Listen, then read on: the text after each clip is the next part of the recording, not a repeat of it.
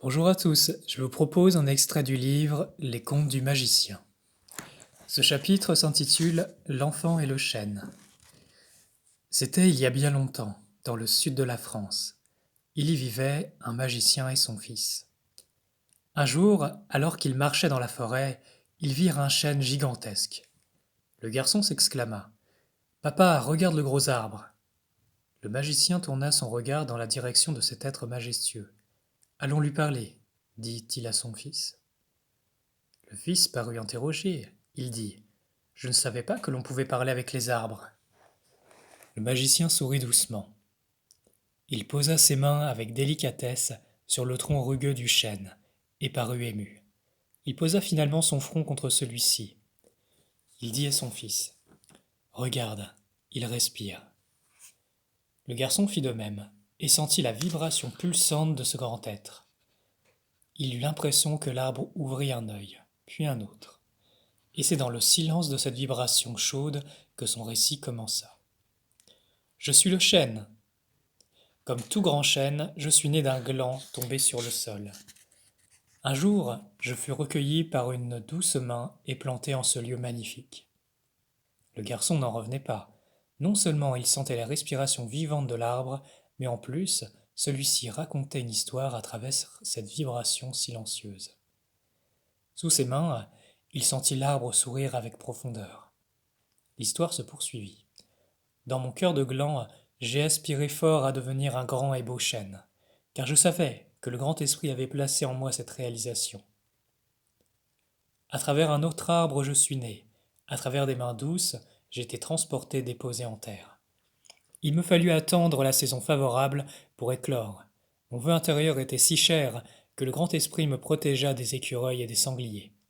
J'étais alors un jeune gland, caché dans le secret de la terre. Le garçon, émerveillé par ce récit silencieux, osa demander au chêne: Comment tu fais pour sortir de terre et devenir si grand? Le chêne fut heureux de cette question. Il remua légèrement son feuillage en signe de contentement.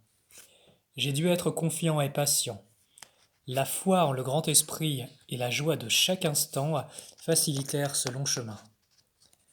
Quand j'étais blotti dans la chaleur de la terre, j'ai senti l'appel du grand esprit. Et celui-ci m'invita à briser ma coquille et à grandir vers le ciel. Je sus dans mon cœur que le moment était venu, et même si j'avais peur de quitter mon ancien état, je le fis, avec confiance. Je me décidai ainsi à plonger mes racines dans la terre, et à glisser ma tête à travers le corps de la terre, pour enfin sentir les rayons du soleil et la vastitude du ciel. Cela fut une grande épreuve, car jusqu'alors je ne connaissais que l'obscurité, et les souvenirs de la lumière étaient fort loin enfouis en mon âme.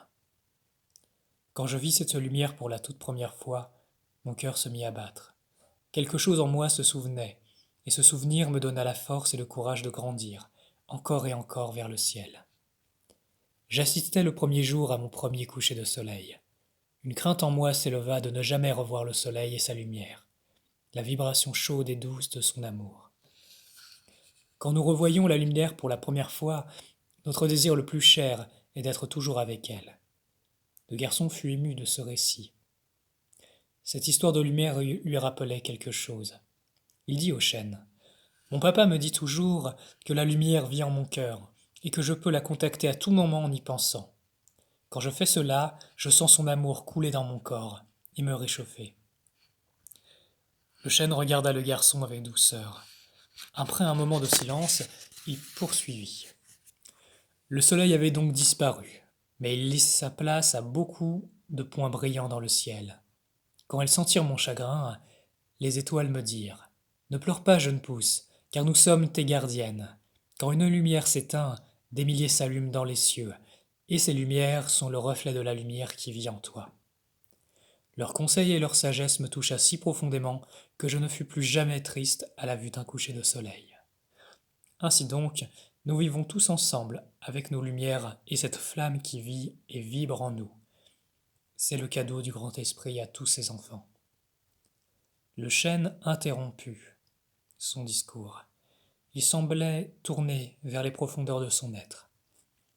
Le garçon lui demanda: Est-ce que la lumière du grand esprit Est-ce que c'est elle qui a fait de toi un si grand arbre? Le chêne lui répondit. J'ai eu foi en moi-même, comme j'ai eu foi dans le grand esprit qui vit en mon cœur. C'est la coopération de l'eau, de la terre, du soleil et du vent qui firent de moi ce que je suis. Ils sont les serviteurs et les enfants du grand esprit. Quand l'on coopère avec lui, il nous comble de son amour et de son abondance. La chaleur de la terre fut mon soutien. En elle je plongeais mes racines à mesure que je grandissais vers le ciel. En elle je trouvais le soutien des pierres et la fraîcheur de l'eau pour me désaltérer. Le vent fit s'envoler mes feuilles mortes afin qu'elles nourrissent la terre. Ces feuilles sont un peu comme mes enfants, mes prières offertes à ce monde. La chaleur du soleil me nourrit, saison après saison, et grâce à lui, je puis offrir mon excédent de sève sous forme de glands pour nourrir les sangliers et les écureuils. Tu sais, ils sont aussi comme les anges de la terre, à leur façon. Le garçon était émerveillé par cette histoire. Il lui sembla que le grand esprit coopérait à travers tous ses enfants pour faire d'un gland un magnifique chêne. Il se tourna vers son père, le magicien, et lui dit « Papa, est-ce que nous aussi nous allons devenir de grands et beaux arbres comme celui-ci » Le magicien décolla son front de l'arbre et tourna doucement son visage en direction de son fils. Son regard plein d'amour fit rayonner le cœur de son fils d'une joie silencieuse. Oui, mon fils, de même que le grand esprit déposa en tous les glands l'idéal du chêne, il déposa aussi en l'homme l'idéal d'être pareil à lui. C'est son puissant appel en nos cœurs qui réveille cet idéal, et tout comme le chêne, c'est avec foi et amour que nous glissons peu à peu, vers cette nouvelle vie, vers ce grand idéal. Nombreux sont les glands qui ont oublié cet idéal. Ceux-là se sont refondus dans la terre sans jamais avoir éclos. Mais ceux qui ressentent l'appel et qui y répondent se voient devenir de grands et puissants chênes gorgés de sève.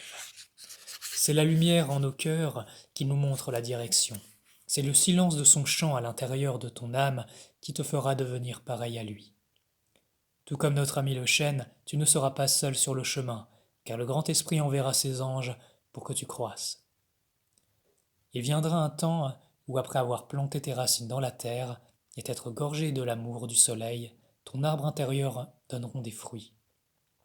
Et ces fruits auront la saveur de la terre, le parfum du vent, le goût de l'eau et la chaleur du soleil. Ces fruits seront comme des trésors que tu offriras au monde, comme des feuilles s'envolant au vent.